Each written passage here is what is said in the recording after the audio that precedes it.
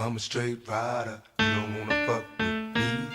Got the police busting at me, but they can't do nothing to us. Let's get ready to rumble! So here we go, round one, scheduled for 12.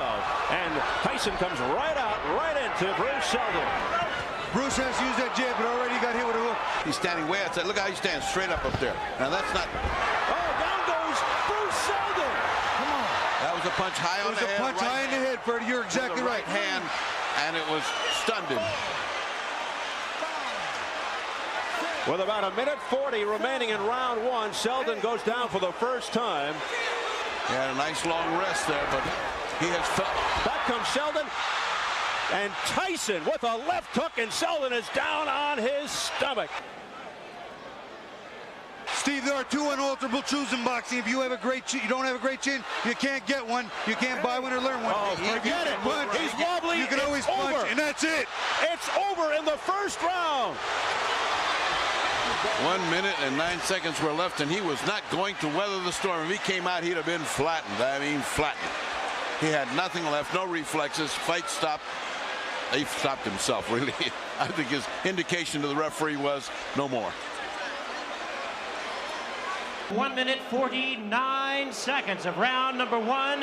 A referee in charge, Richard Steele, stops the contest. The winner by way of technical knockout is the WBC heavyweight champion and the new WBA heavyweight champion of the world, Iron Mike Tyson. America was asking big questions about the talents of Tyson, and Tyson really could not have answered them in a more emphatic manner than he has done in the ring at the MGM Grand Garden in Las Vegas tonight.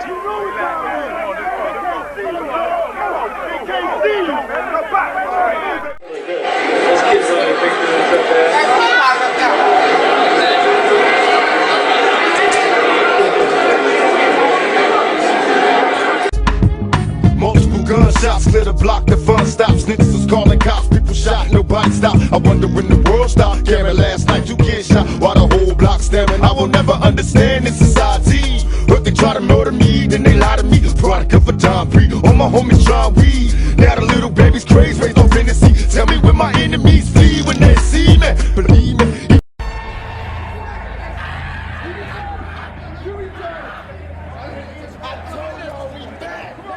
After the fight, 2Pac was still in that mode. Hey. When Tyson get in the ring, he knock motherfuckers out. Well, that's what 2Pac gonna do. He was still charged up. Everybody that go to jail come out, they got good luck. That's very addictive. When niggas come against me, I'ma knock they punk ass out. If he didn't have anybody to fight, he'll find somebody to fight. And then Pac sees this guy. So many battlefield scars while driven in plus cars. This life is a rap star, it's nothing without God. Was born rough and rugged, addressing the man public. My attitude was fuck it, these motherfuckers love it to be a soldier. I was right there. Oh my God. What happened was, Nas ain't got a lot of people with him, but he got a lot of people with him, if you know what I mean. They're surrounding. Right. Got it. And I'm seeing them and I'm knowing, because I'm a gangbang. I'm seeing with their hands on their guns. 2Pac got the whole death row and we riled up. I step away from him. Him and Nas right here, boom. Nas like, what's up, Pac? Man, I love your music, I'm a fan. That's what Pac say. Well, if you a fan, I dissed you, Jay-Z, Biggie, he named off a gang of them. I dissed all you on the song. And if you a fan and you ain't got no beef, don't say nothing. And Nas said, I love you. I never diss you. And he shook his hand and he hugged him. And then when he walked off, Pac said, yeah, I punked that. In my mind, I was like, nah, he let us slide. The next day, I actually had to fly back home from New York. And normally on a private plane, it'd be Pac, his security, me, my security, Suge, and a couple of his homies. This time I go to the airport, my security walking with me. Suge like, hold up, they can't roll. They gotta catch a regular flight. So now I'm like, That's not a good sign. okay. First of all, Pac ain't said to me though, from that moment on. But everybody else has security. Yeah. I seen it happen. I know how get down. I was just gonna say, that's what my mind was wondering. I know how he get down. Yeah. I'm not a stranger to danger. I know what it is. So now I get on the plane. So now I'm looking around. Pac right here, a couple other right here. I'm like, what's up, Pac? And they do me like this. So I walk to the back of the plane, give me a blanket, grab me a knife and a fork, put the blanket over my nose right here, my little black glasses on, and ride like this the whole flight, hoping one of them come with me so I could stab out everybody on this mother. This is a 5.5-hour flight. Don't nobody say one word to me. Not one word. Just having conversations and doing all kinds of things, saying nothing to me. Now we land. My Rolls Royce, 2Pac Rolls Royce, Suge Rolls Royce. We step off the plane. I'm like, Pac, you going to Vegas to the fight? I said,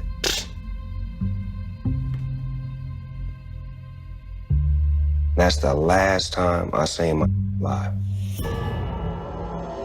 Suspects or motive in the murder of rapper and actor 2Pac Shakur, who died last Friday the 13th after being gunned down in a drive-by following the Mike Tyson-Bruce Seldon boxing match September 7th. Meanwhile, on Thursday night in Los Angeles, we spoke with Marion Suge Knight, head of 2Pac's label Death Row Records, and the man who was driving the car sitting right next to 2Pac when he was shot. Knight, who himself was grazed in the head by a bullet, was prevented by his lawyers from addressing the shooting itself. But here, for the first time on television, he speaks publicly about its aftermath. How are you feeling and how are you doing physically? I feel like this. I feel that the last word is always God. But Pac saved my life. The reason why I say Pac saved my life, I got shot in the head, got grazed some other places, but I still got the bullet in my head. It's still there. But for as trying to get him to the hospital, didn't make me realize that I was shot. Because usually when you get shot in the head, the first thing the person do is panic. You know, bam, I'm shot in the head, I'm about to die. You know. And once you do that, you can't drive nowhere.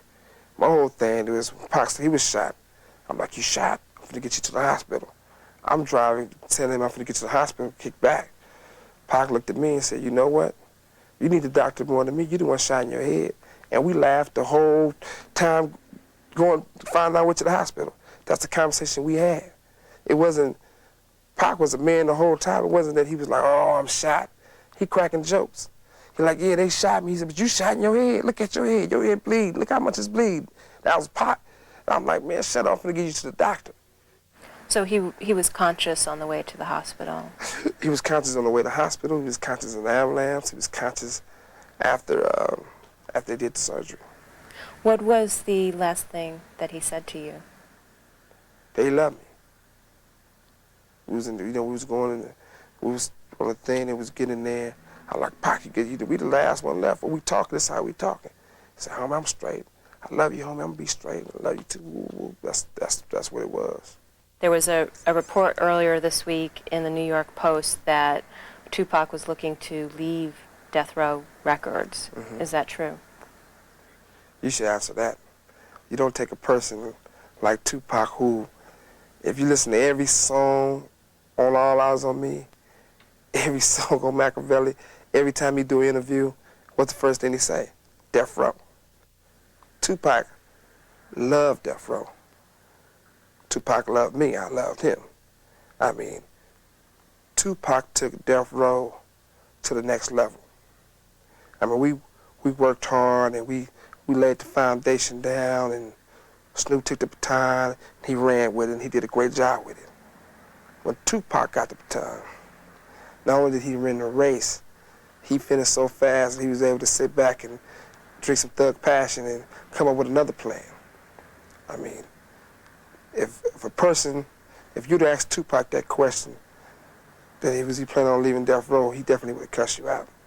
A lot of people in the hip-hop community have said that this incident will change hip-hop. This is a really landmark event, tragic event at that.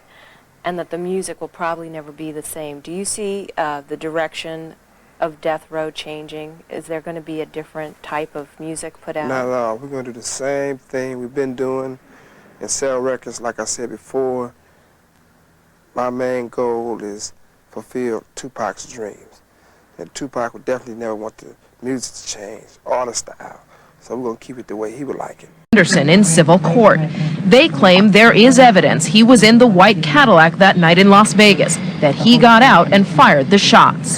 From 1995 to date, have you ever ridden in a white Cadillac? No. Do you know anyone who owns a white Cadillac? No. Anderson, an alleged Los Angeles gang member, has vigorously denied any involvement in the murder and in depositions claimed he was not at the scene. Hey, Keith, Metro Police, come over here. Hey, Metro Police, come over here, all right? Thanks, buddy. Come on over here. Appreciate your cooperation, okay? I'll stand right here in front of the car. Yep. Nope, go and put it down. I know, hang on. Put that down for a second, all right? You got nothing on you, right? Hooks.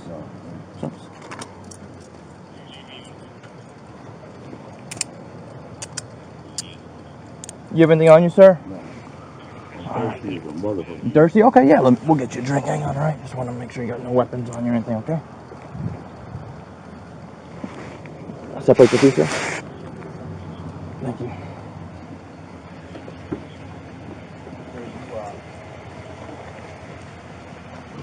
Put your palms together like you're clapping. I just want to make sure these cuffs can be all right on you. Yep. Do you mind? Yep. I'll follow you. Oh, yep. I'm good. My front is clear. I'm right here. Huh? Right here. Right here. Do you have anything on you, sir? No. I do. Oh, yeah, that was okay. Phone and water. Phone and water. Perfect. We're gonna put you in the car. I need to drink some water, man. I'm thirsty as fuck. Yeah, we'll let you get a drink on there. You just going for a walk or what? Yeah. Okay. You do like a morning walk every day, or? Yeah, brother, stay in shape. Okay. We'll get you some water, my man. Can I get it now? Yeah, as soon as we get you in the car, We'll get you in, yeah, once we're in the car, all right? We appreciate it, sir.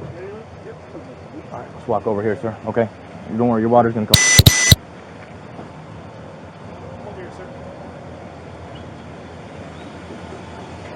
You double watching all that? Yep. Okay. Everything's good. You got legs? I don't. You have legs? Yeah, I got some. Yep. Hold on before we put them in. Yep.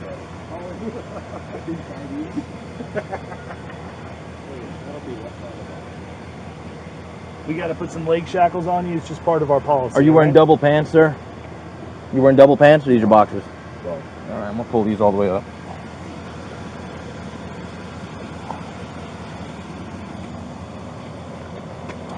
Where the fuck I'm gonna go? I'm gonna toss these on you real quick, my man.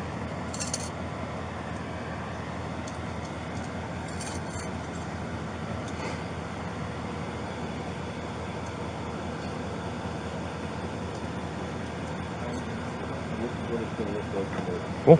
All right, sir, go and have a seat right in here. I'm gonna help you out. Yep, just kind of put your butt up against there. Kick that foot up. You ready? Oh, I'm a pro, dude. I got it. Oh, you got it? All right. He said I'm a pro. He said I'm a pro. All right. Thank you. No, we're done. So how did you know Tupac and Suge was in the black BMW? He was hanging out the window. Tupac? Yeah. What was he doing? He had half his body out the window. Dwayne Davis, aka Keefie D, is no stranger to speaking about what happened on September 7th, 1996. Unfamiliar with the date? Well, it's the day Tupac was shot in a drive-by in Las Vegas. Everybody ain't killers. Everybody, you know what I'm saying? Everybody ain't gonna kill. So everybody ain't with the that. shooter? No. Okay, so but he was the one that was supposed to shoot up Tupac and Suge, but for some reason he wasn't ready for it, so he gave the gun to Orlando, right? Something like that, yeah. I'm Elizabeth Milner for Law and Crime. For years, Keefie D has been very vocal he was in Vegas the night Tupac was shot, and that he was riding in the car where the bullets came from. But now in a new interview, he's claiming he wasn't there that night, and he's innocent. Plus, he says he has witnesses to prove it. He was hanging out the window.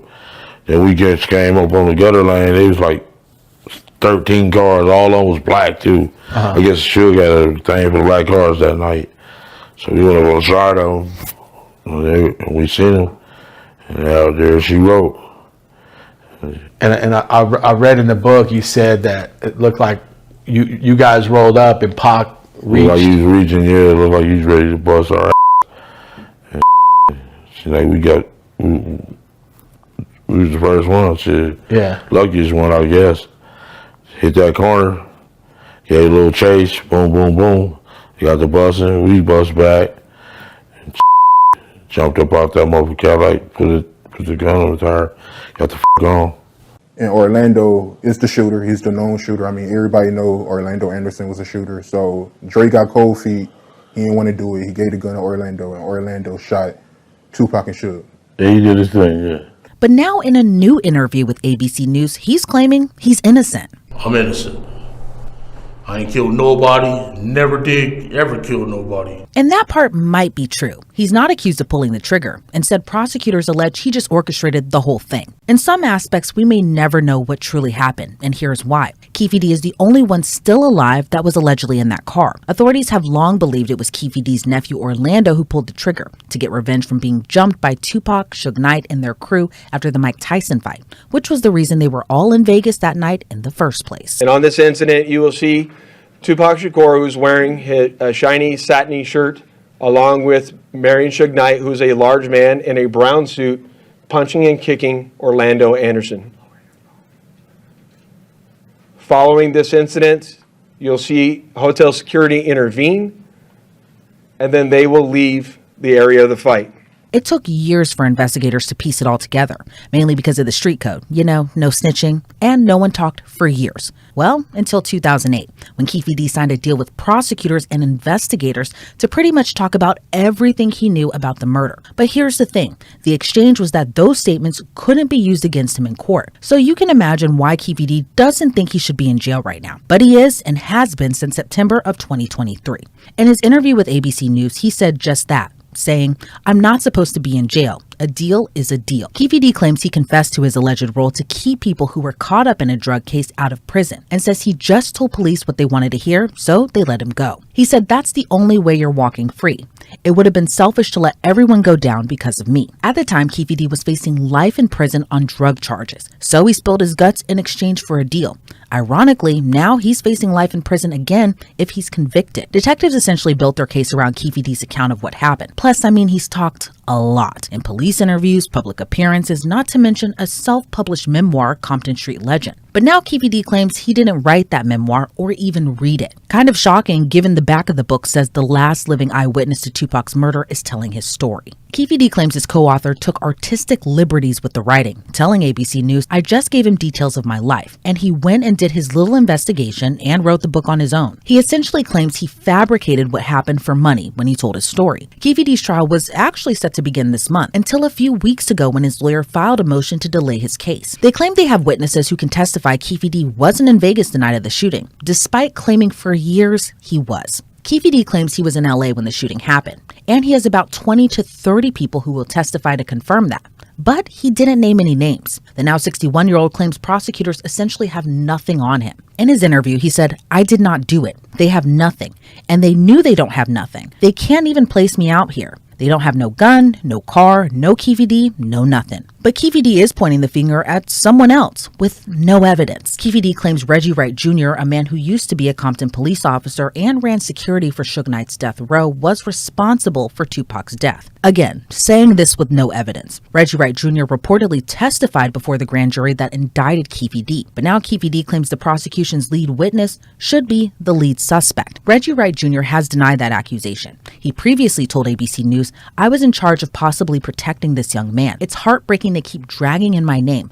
I didn't have anything to do with that. One of the worst days of my life when I heard that happened." And Reggie Wright Jr.'s most recent statement about the claims Keefie D made, he says, "Keefie D confessed to Tupac's murder to the LAPD in 2008, to the Las Vegas Metro PD in 2009, and publicly from 2018 to 2023 on BET, multiple YouTube interviews, and in a book about his life, and is only now using the media to slander me because he finally got arrested and and he has no other defense. And it might be a defense tactic. Keefie D's lawyers have been pushing for him to get released on bond for months, but that didn't happen. Again, he was supposed to head to trial, but it was pushed, meaning Keefie D will spend more time in jail until he gets his day in court. Prior to him being arrested, though, he claimed he turned over a new leaf. He said he retired from the drug game and was enjoying his life with his children and grandchildren. He said, "I did everything they asked me to. Get new friends, stopped selling drugs. I stopped all that. I'm supposed to be out there enjoying my twilight at one of my effing grandson's football games and basketball games, enjoying life with my kids." Now Keefie D has much more to worry about, like his trial for first-degree murder. But it'll be a while before we know the outcome. Keefie D's trial was pushed from March of this year to February of next year. I'm joined now by criminal defense and civil rights attorney Tyler Bailey. Tyler, thank you so much for joining me today, and great to see you as well, too. What's your reaction to Keefie D speaking out in a TV interview, even as he awaits trial? I don't think it was a good call for him. I think that he's got himself in a lot of trouble speaking too much from his book or whatever he put out there before he was actually charged, and now speaking to the media here. I just don't think it's going to go over well for him. And do you think it was kind of a Hail Mary attempt to kind of gain public sympathy in a way? And are you surprised his lawyer even allowed him to give an interview? Sometimes people forget that lawyers, we do actually work for our clients, and sometimes our clients want us to do something, or they want to do something that we may disagree with. I think in this situation, it was a Hail Mary, and I think he feels like he's a good messenger. I don't know if it's a spotlight that he's intrigued by, or if he thinks he can actually help his case. But I think he hurt his case by his demeanor. If they play those videos in the actual trial of this case, I don't think it's going to help him. It was a Hail Mary, and I don't think it was caught or received. Yeah, because I can kind of see a prosecution or the prosecution team now just kind of playing those previous YouTube interviews and then kind of compare and contrast that to the ABC interview he just gave and seeing how a jury could kind of react to that. Definitely not doing any favors for Keefie D. And much of the meat of that ABC interview was Keefie D claiming that he's innocent. He claims he wasn't there in Vegas the night of the shooting. He claims he didn't even write or read the memoir where he said he was there in the car. What are your thoughts, given for years and years he has said he was there, he was the one who passed his nephew the gun used to kill Tupac, and now he's just saying, I'm innocent, I'm not even there? Real convenient to not be there now that he's actually facing charges for the murder of Tupac. And I don't think it helps him. Any juror who hears this case, they're going to think, well, he said he was there for years. He's been on YouTube saying he was there. Now that he's facing charges, he wasn't there. It doesn't help him. If he has a strong alibi, we'll see what happens. He'll need to corroborate that with more than just saying, I was not in Las Vegas the night that Tupac Shakur was killed, when he has said for years that he was there. And it's surprising, too, because now he's saying that 20 or 30 people could testify he wasn't in Vegas the night of the shooting. But at the same time, he's not naming any type of names of who can corroborate that alibi, nor was that alibi even kind of brought into the picture, into the conversation, even until a couple weeks ago. So what's your reaction, again, to this kind of about face that Keefie D is doing, where now he's pulling 20, 30 people out of the woodworks, it feels like, just to kind of corroborate that he said, to corroborate his story that he wasn't there? His defense has to do something. He's not just going to walk in there and plead guilty. I just think that him saying that 20 or 30 people can testify that he was in Los Angeles 30 years ago or so now, right? That's going to be hard. What 20 or 30 people are these people who are going to testify in this trial? Are they credible witnesses? And if he had a strong alibi, this would have been something that his defense would have brought to the prosecution early in the case to try to nip things in the bud. Yeah, you would think they would have brought it at one of his first bond or bail hearings, for that matter, too. And there's been a lot of controversy kind of surrounding the agreement Keefie D made with investigators back in 2008, that he would tell them everything he knew about what happened that night in Vegas in exchange that it wouldn't be used against him in court. And you can kind of argue there that that might be the reason that he's been just so vocal. But that was back in 2008. And he's given a lot of interviews since, admitting to him being there, him being in the car, him passing his nephew that weapon there. But what are your thoughts on that deal? And do you think it'll be an issue come trial? Well, I don't think it's going to be an issue for the trial of this case, because it probably would not be brought into evidence or allowed into evidence. The only thing that will be brought into evidence are going to be the facts of this case. And of course, things may be brought up on rebuttal by the defense. But regarding the proffer agreement, it's something that could come up during an appeal. So many may remember when Bill Cosby was convicted for the sex crimes that he was accused of committing. He, of course, vehemently denied that he did those, but his conviction was ultimately overturned because he himself entered into somewhat of a proffer agreement with the government. So this could help him out later on if he's convicted first, and then while he goes through the appeal process, it could be grounds for a new trial or maybe grounds for overall vacating of his conviction.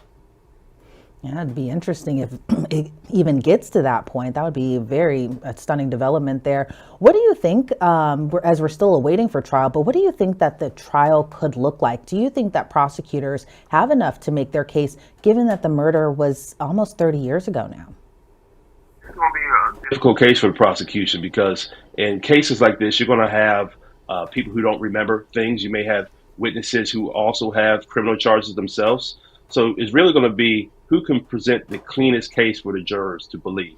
I don't think Keefie D is the best witness. He's already given so many statements, so I'm pretty sure he'll take the stand at trial. He's going to open himself up for a lot of attacks. And then with his defense of having all these people who can testify towards his alibi, are they going to be credible witnesses? Are they going to have checkered past? Because the jurors are going to want to really figure out which side's the cleanest, which is the more logical outcome of what happened to Mr. Shakur that evening.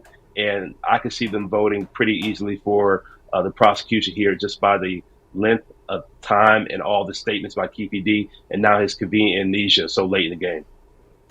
And do you think that a jury may be sympathetic towards Keefie D if he were to take the stand come trial? I mean, he's 61 years old now. Back then, obviously, minus 30 years ago, he was 31 around the time that Tupac was shot and killed. But now that he is older, now that he appears older as well, too, now that he has battled some health issues, he even had cancer.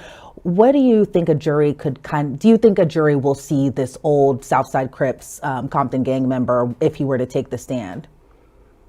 Well, I don't think they're going to have sympathy to the fact that it's going to make them want to vote for a not guilty.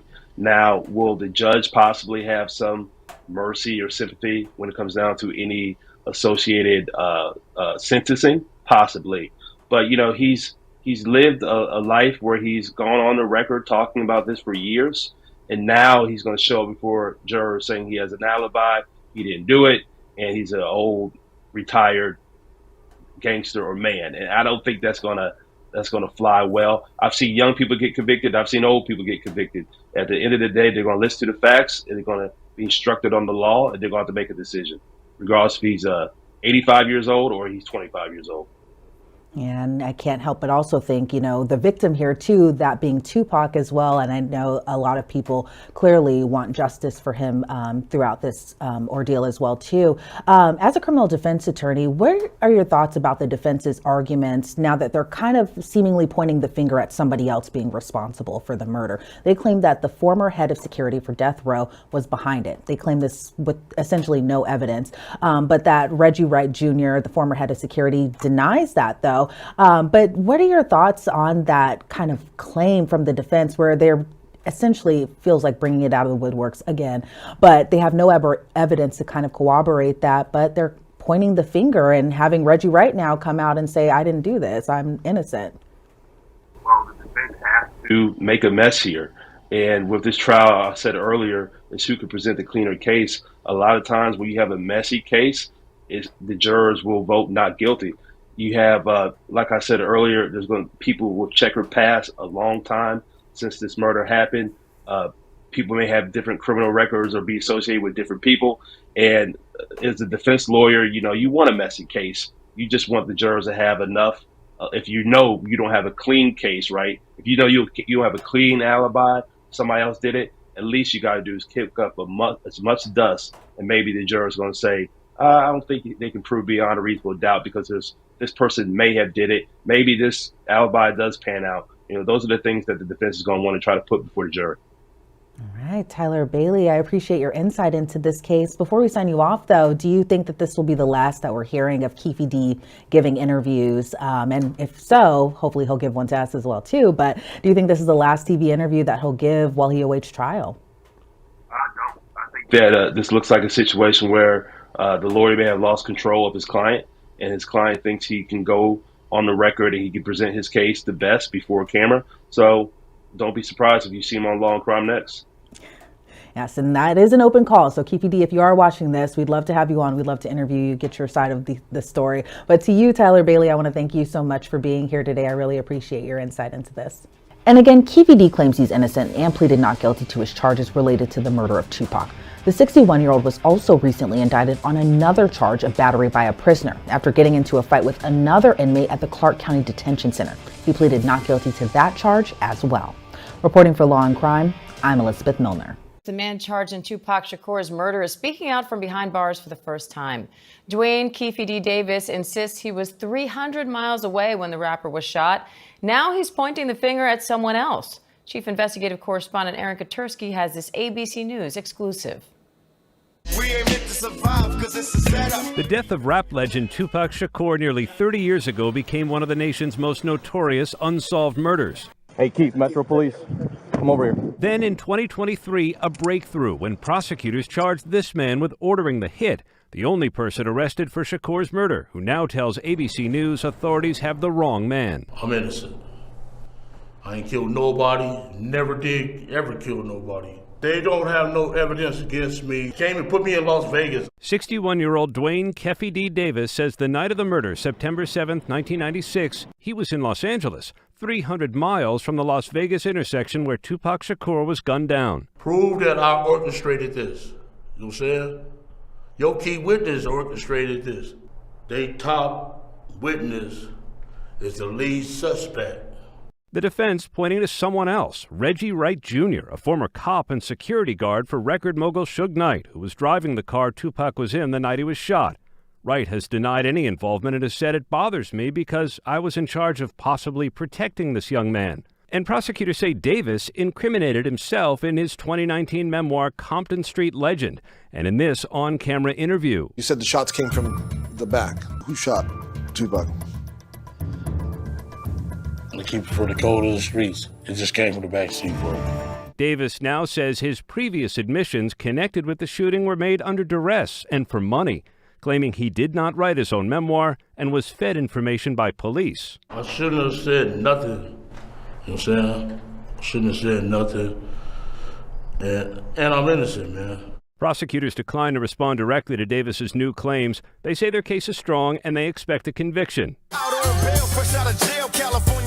Tupac Shakur is one of the best-selling rap artists of all time, 75 million albums to date.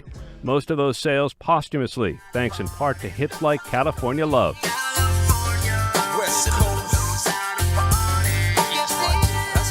Davis's arrest followed years of fan-driven theories that an intense rivalry between East Coast and West Coast rappers sparked the fatal attack on Shakur. And I'm being held against my will. I'm supposed to be out there enjoying my twilight. God got my back, and God will see me through this. The judge has not yet weighed the defense's claim of a different suspect. And right now, Diane Davis is scheduled for trial in February. Diane? Chief Investigative Correspondent Aaron Katursky, thank you. They're not only ugly on the outside, but they're ugly on the inside, too. Dwayne Keefie D. Davis lashing out at prosecutors during another hearing about releasing him on bail. And you just use something in the boxes. They just used something in the boxes. From 1996. Those boxes contain a 2006 interview from a gang member who prosecutors say implicates Davis in Shakur's murder. He makes that statement 2 years before any confession the defendant ever made. But speaking out of turn, Davis says he believes those boxes came from retired LAPD detective Greg Kading, who interviewed Davis as part of the investigation into the death of rapper Notorious B.I.G. In a recorded interview, Davis told Kading what happened in Shakur's case, believing he would have immunity. The boxes should not be allowed. I've been at his house for 15 years, and he's doing interviews, going in the boxes. Well, Tuesday's hearing centered on that new evidence. The main reason was Davis's bail, the judge denying Davis's first attempt over concerns the man putting up the more than $112,000 was really a middleman. She also said she was concerned Davis could profit off the alleged crime, but Davis's attorney says no law prevents that until a person is convicted. Right now, his son, myself, even he can enter into a contract with any media entity and make money on this case. Which of those four is it when you talk to him about murdering Tupac? It was really about both of them. Either one. It was Tupac and Suge, you mean? Yeah. Maybe I said about both because he got Tupac killed. The Diddy trial revealed new footage and evidence of Diddy being responsible for Tupac's murder. A tweet reads, Diddy faces questions about his alleged role in Tupac's murder after being mentioned 77 times in a new legal filing. As in this filing, it states, former LAPD cop claims Diddy had Tupac dealt with for $1 million. Suge retaliated, having Biggie dealt with. As when the police arrested Keefie D, he did an interrogation. What was said was shared in court for the first time. On all four of those occasions, there's San Diego, Anaheim, Irvine, and Vegas. Which ones do you actually talk to Puffy at? Every one of them. Every one of them. Which of those four is it when you talk to him about murdering Tupac? It was really about both of them. Either one. It was Tupac and Suge, you mean? Yeah. This would then be followed up with times people confronted Diddy about being responsible for Tupac, such as this awkward breakfast clip interview. Now it was this documentary that claimed, which we know wasn't true. Yeah, check this out. We don't talk about things that are nonsense. We don't even entertain nonsense, my brother. So we're not even going to go there, with all due respect, but I appreciate you as a journalist asking. Thank you. Because you listen, 7 years ago, I'd have been like, yo, did you hire somebody? But no, you do it like a journalist. Yeah, no, I mean, we wouldn't even get into nonsense like that. You know what I'm saying? It's nonsense. Which we never believed, by the way. Yeah, thank you. This would hit news headlines fast. Even 50 Cent reacted as it states, 50 Cent says he doesn't like Diddy because he had Tupac gone. I hate when they leave me to talk because I always say the wrong thing. I'm saying, last time they left me, I said something about Puffy. You saw that? Clip? Yeah! I gotta stop doing that kind of shit. I've been talking to a therapist trying to help me with the shit I'm saying. I said crazy shit. No reason. Oh wait, maybe I said it about Puffy because he got Tupac killed. However, the physical evidence gave the courtroom chills as Keefie D explained how Diddy took out Tupac. On September 7th, 1996, Tupac was in Vegas with the head of his record label. They went to the MGM Grand to watch a Mike Tyson match, and after it was over, they spotted an op in the lobby, as explained here. Suge Knight and their entourage went to the Mike Tyson at the MGM Grand. Keefie D and his nephew, Orlando Lane Anderson, and two of their friends were also there. Keefie D told LAPD Detective Greg Kading more than a decade ago, in a proffer that couldn't be used against him, the shooting was retaliation after Tupac jumped Orlando and him up at the casino. Surveillance cameras recorded the fight. Tupac was angry that Lane had stolen his necklace years prior in Compton. Tupac, Suge Knight, and the entourage left the casino quickly, as security would break up the altercation between Tupac, Suge, and the ops. Tupac and Suge went back to their hotel to change and then off to a club to party it up. At around 11 p.m., they began heading to the club when things would go down in the street, as explained here. Knew about Tupac's concert at the Club 662. Members, including Orlando and Keefie D, jumped in their white Cadillac and started cruising the strip looking for the offender. Before long, they finally spotted Tupac's caravan. At the intersection of East Flamingo Boulevard and Koval Lane, the white Cadillac pulled alongside the black BMW with Suge on the driver and Tupac on the passenger seats. The back window of the Cadillac rolled twice in the chest, once in the arm, once in the thigh. After the incident being a mystery for over a decade, the police investigated a concerning interview by Keefie D on DJ Vlad's show, as during an interview it begins by detailing the moments of finding Tupac and pulling up on him. And Bubble Up was a driver, and Baby Lane and Freaky were in the back seat. We was just all in the car together. Just say that. This was the white Cadillac. Yeah. So you guys are driving around, and then you hear these girls say, Tupac, Tupac. Got to the light. We was supposed to go drink, and he happened to be hanging out the window. He was hanging out the window like he was in a parade. Tupac. Yeah, he was. So what happens next? You said that as you're driving up towards the BMW, with Suge driving and Tupac in the passenger seat. Keefie D then said Tupac was targeted because he was reaching for his firearm when stopped at the red light with the opposing vehicle. You said that as you're driving up towards the BMW, with Suge driving and Tupac in the passenger seat, and you said that Tupac pulled out. It looked like he was reaching, yeah. Yeah, it did. Okay. Yeah. Did you actually? No, once he got the reaching, I got the ducking. So someone from your car That's what happened. started at Tupac and Suge. As Tupac already knew something was about to go down, he was getting ready, but sadly wasn't fast enough. But later on, Keefie D's interrogation with the police, which wasn't seen before, was released. Lane starts. You say Suge looks over, he sees you. He looks right at you. Yeah, he looks at me. Okay. When he looks over at you, and then Tupac's busy getting. Evidently, the story is Tupac's trying to either get out in of the back seat or something. Yeah. What do you see happening inside of their car? I seen him going Suge head. I thought he was. So Orlando across Dre. He leaned over on the window. We rolled down the window. During the police's investigation, they also found Keefie D's reaction to Tupac's passing, which shows his true emotions. Yeah, I hate that happened, dog. I really do, man. Cause it took a lot of people's lives, dude. I hate that happen. Promise to God. I feel that was wrong, man. It was just wrong, purely wrong. You know what I'm saying? I wish it had never happened. You know what I'm saying? That's my opinion on it. It never happened, dude.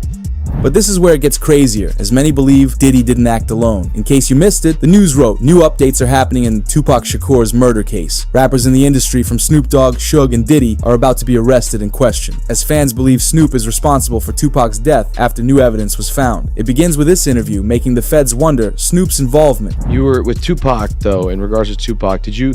I heard a story, did you give him different advice that night on where to go? I didn't give him no advice. Right. We wasn't seeing eye to eye. Right. So saying during the Tyson. Yeah, this incident that I'm explaining to you right now was the day before that. Okay.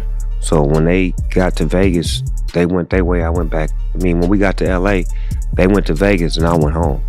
That's why I wasn't in the car with them. As Snoop mentions, he was supposed to be in the BMW, but after last-minute changes, he didn't go. This was likely due to Snoop, Tupac, and Suge having an altercation a few days prior. The last time me and Tupac was on the same page, and I did an interview with Angie Martinez, and she asked me, how did I feel about Puffy and Biggie? And I told her that I liked their music and I want to do music with them. Bro didn't like that, Tupac didn't like that, so we had a misunderstanding. So on the flight back to LA, I didn't feel comfortable around them for what they had did, as far as I didn't let my security ride with me. So to protect myself and to prevent from happening, I slept under a blanket with the knife and the fork just in case something was to go wrong, but it didn't.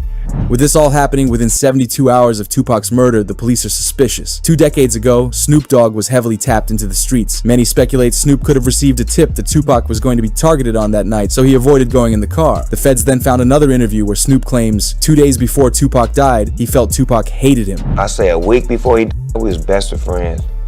2 days before he died, I don't think he liked me. Why? Because we was in New York, and it happened.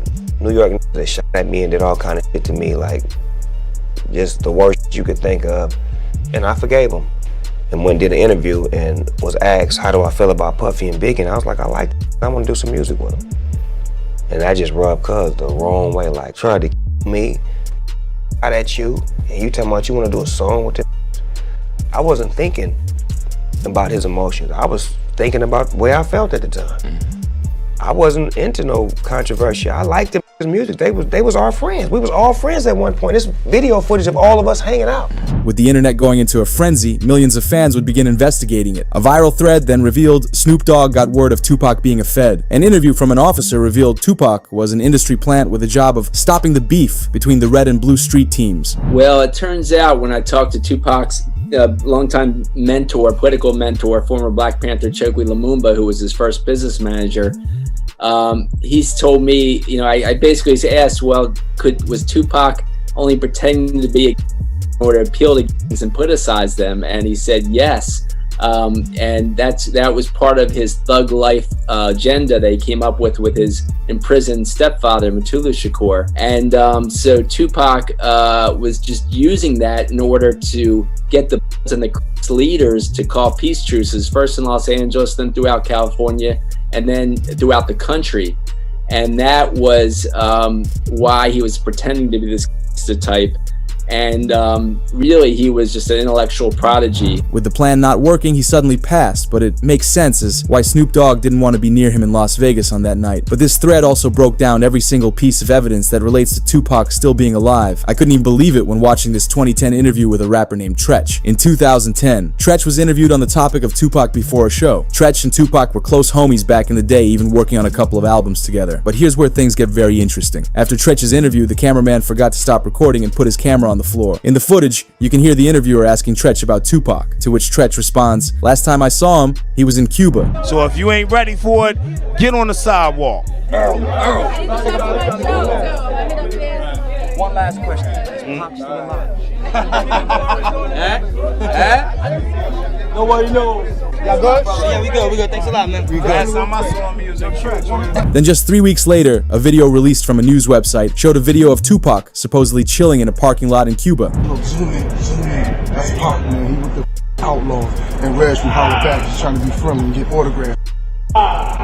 Holla Back exclusive, baby. Holla Back. This created the Tupac is alive in Cuba theory ever since. However, now in 2025, it doesn't seem like just a theory anymore. Suge Knight agrees that Tupac is alive and well. He said so in many interviews for 2 decades now. An interview with Suge makes a convincing case for Tupac still being here. As he claims, Tupac was doing fine in the hospital before his passing, stating, "When I left that hospital, me and Tupac were laughing and joking. I don't see how somebody can turn from doing well to doing bad." I mean, when I left that hospital, me and Pac was laughing and joking.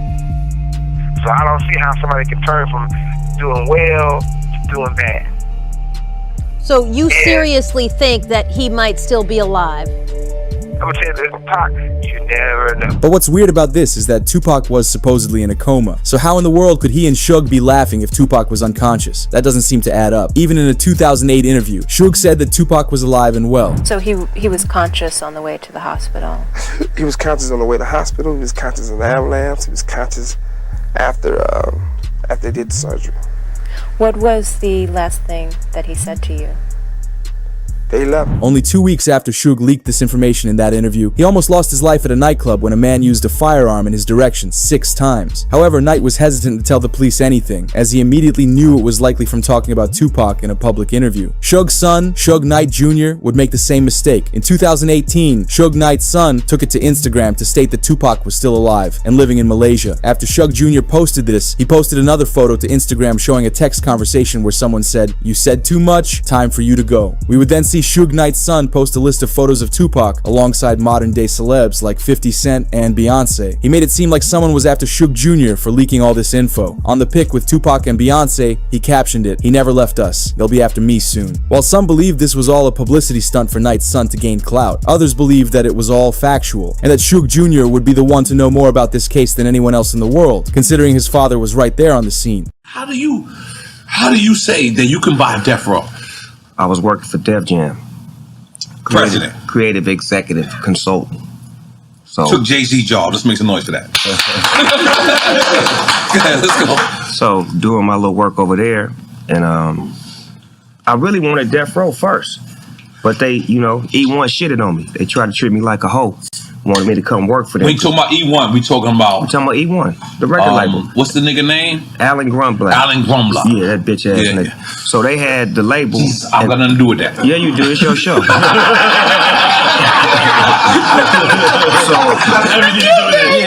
So for about a year and a half, 2 years, I was just trying to get my master's. All I wanted was doggy style. So Snoop, let me be clear. I'm gonna give you the whole rundown if you let me. Yeah. All right. So you are asking for your own master. So that's what he originally thought of doing. I originally was trying to say, E1, how can we work a deal to where because E1 is working with the big blood. E1 bought it. They bought it. They bought the catalog. They bought the whole. They bought everything. Oh, they bought it from another company in Canada, right? Exactly. Right. And then Hasbro bought E1. Hasbro, the toy company. Right. So now I'm dealing with Hasbro and E1. And Hasbro supposed to be clean and they don't do negative shit. And I'm like, what the fuck is going on? So I'm talking to E1. They give me the runaround. So I'm like, look, check it out. Why don't y'all let me come work for y'all so I can get my master's? I can blow y'all shit up, make the shit go, give me the Death Row catalog, and let me get my master's. Okay, Snoop, come work for us for 12 years. You get your master's back in 15. You get $250,000, and you just put them high heels back on and be the best hoe you ever been. Snoop, you went too fast. No, I'm telling you the truth. They told you like that. Slip them whole shoes over there. Put the pimp shit back on. Wait a minute, you got your back. You took the whole shoes off. You said no. I don't wear those no more. You don't wear those no more. I don't wear those no more. Okay. Put on the pimp shoes. Went and had a discussion with Lucien Grange. Mr. Grange, I can come work for you, make your label better. How? You rich, you ballin', you don't need this shit, you Snoop Dogg. I can help you. I got people over here that need help, and I just love Def Jam. I fucking wanted to be on Def Jam as a kid. Give me a job. Give me the job, come over there, change a few things, make shit happen, get it popping and bopping. Then I hear, oh, they sold E1 and Death Row to some trillionaires. Oh, they did? So I got some people that know the trillionaires. That's like, let me get you on the phone with them. Yeah, what's that? And we got Death Row. We don't know what the fuck to do with it. I do. How much it costs? Boop, boop. How much my masters cost? God damn. Oh, fuck. Hold on. Give me a minute. You got more calls. Your masters is crazy. I'm like, give me a minute, man. God damn. Shit. So I maneuver. Whoop. Let me just get Death Row. I don't even want the masters right now. Because it's all scheme. It's chess, it ain't checkers. Get Death Row. They announced Snoop Dogg got Death Row, but this what niggas say. Always got something negative to say. He ain't got the masters. He don't own me. He don't. Cool. I don't. Hey, let me holler at y'all. How much for that? I want all of them, not just mine. All of them. But I want them all. Oh, there's one more piece missing. What about the publishing? I need all of that too. Now what? Snoop, stop, Snoop. That's some mafia shit right there. Now what? Then the next play, now watch this play. Snatch everything Death Row off traditional. iTunes, Apple, Spotify, ba-da-ba. Fuck out of here. Freeze. I'm not the sound of Death Row. Freeze. Now watch this. We gotta hear this. So take the Death Row catalog to Gala Games, the company that I fuck with in the metaverse. That's where it lives at in the metaverse. Then build the Death Row app so we can be like Netflix, Amazon, Hulu. And we have an app where all of our content lives and all of our music. And now instead of Apple and Spotify and all these motherfuckers pimping, it's a new motherfucking pimp on the block. Yes, we have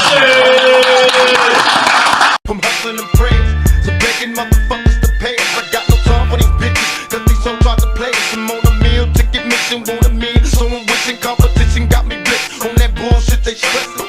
I'm a rhyme though, clown hoes like it's mandatory. No class, no glory, my nigga bitch got the game distorted.